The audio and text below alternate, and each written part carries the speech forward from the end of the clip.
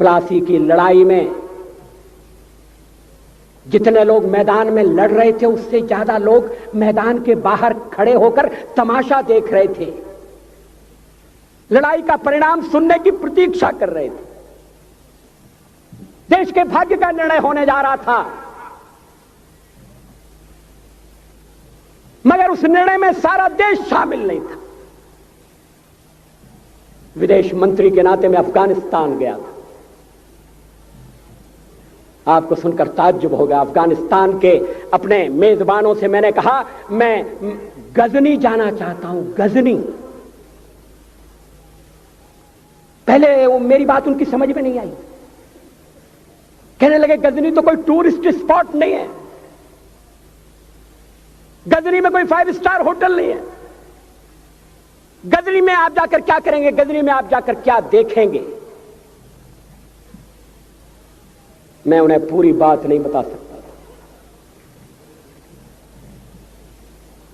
मेरे हृदय में कहीं गजनी कांटे की तरह से चुभ रहा है। जब से मैंने गजनी से आए एक लुटेरे की कथा पढ़ी है और किशोरावस्था में पढ़ी है, मैं देखना चाहता था वो गजनी कैसा है। आपको सुनकर ताज्जुब होगा, महमूद गजनी का अफगानिस्तान के इतिहास में कोई स्थान नहीं है।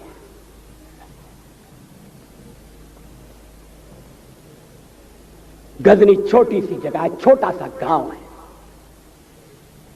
कल्पना करिए सैकड़ों साल पहले वहां धूल उड़ती थी, झोंपड़ियां थी, मगर एक लुटेरा लुटेरों को इकट्ठा करता हुआ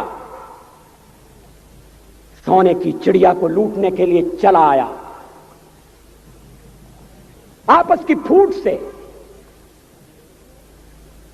जो राजा है वो लड़ेगा, जो क्षत्रिय है वो लड़ेगा। हमने समाज के बहुत बड़े वर्ग को लड़ने के अधिकार से वंचित कर दिया। हमने उन्हें हथियार नहीं उठाने दिए। मार्शल नॉन मार्शल के आधार पर हमने समाज को बांट दिया।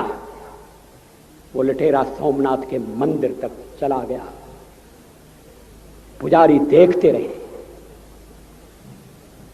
मंदिर की पूजा भक्तों को करना पड़ती है। मंदिर तो एक प्रेरणा का केंद्र है। मैं देशपांडे जी की तरह से नास्तिक नहीं हूं,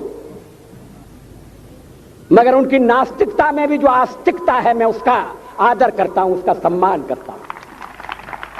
वो जिस आत्मविश्वास से नास्तिक होने की बात कहते हैं,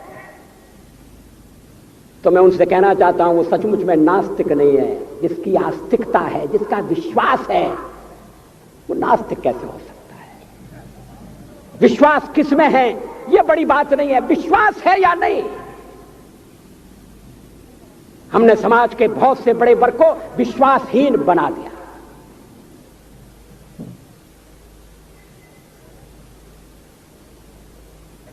लोगों ने हथियार नहीं उठाए, वेद पढ़ने के दरवाजे बंद कर दिए। इसलिए हम पादाक्रांत हुए।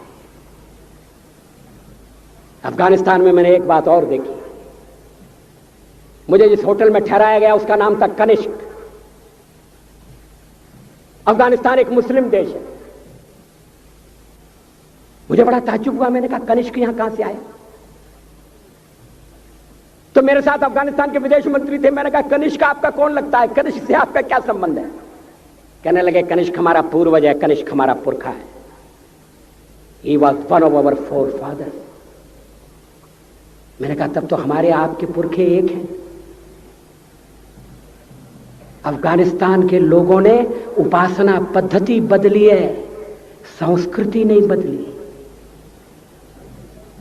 आज के भारत के परिवेश में यह सुनने के बाद थोड़ा विचित्र लगता है। हमारे यहां तो धर्मांतरण के साथ राष्ट्रांतरण होता है, ऐसा दृश्य दिखाई देता है। पड़ोसी देशों में ऐसा नहीं हुआ। अभी राम जन्मभूमि का मामला चल रहा है। एक विदेशी आए, कहने लगे राम जन्मभूमि का क्या झगड़ा है? हमने कहा इस पर विवाद हो रहा है कि श्री राम कहां पैदा हुए थे, और जहां पैदा हुए थे वो स्थान उनके मंदिर के लिए प्रयुक्त किया जाए या न किया जाए। वो इंडोनेशिया से आए थे, वो मुसलमान है। कहने लगे हम तो समझते थे कि राम के लिए सारे भारत में आदर होगा, सम्मान होगा। हमने कहा ये आपने कैसे समझा? कहने लगे आप तो इंडोनेशिया आ चुके हैं, इंडोनेशिया में बहुत से लोगों ने इस्लाम स्वीकार कर लिया, मगर श्री राम को विस्मृत नहीं किया, श्री राम को भुलाया नहीं। इंडोनेशिया के बाली द्वीप में 1 महीने रामायण की लीला होती है। मैं उस समारोह में जा चुका हूं। उस समय भी विदेश मंत्री मेरे पास बैठे थे। मैंने कहा ये रामायण ये क्या हो रहा है? मैंने कहा एक्सीलेंसी ये मंच पर क्या हो रहा है? कहने लगे एक्सीलेंसी आपको पता होना चाहिए। हमने कहा मुझे तो पता है मगर मैं जानना चाहता हूं। कहने लगे ये रामायण है, ये राम है, ये लक्ष्मण है, ये सीता है। हमने कहा इनसे आपका क्या संबंध है? आप तो मुसलमान हैं। कहने लगे हमारा संबंध बहुत पुराना है, हमारा तब का संबंध है जब हम मुसलमान नहीं हुए थे। थाईलैंड की राजधानी अयोध्या कही जाती है। थाईलैंड के राजा को आज भी राम कहा जाता है। सावरकर जी ने हिंदू राष्ट्र की बात की, हिम्मत के साथ। बुनियादी तौर पर भारत हिंदू राष्ट्र है,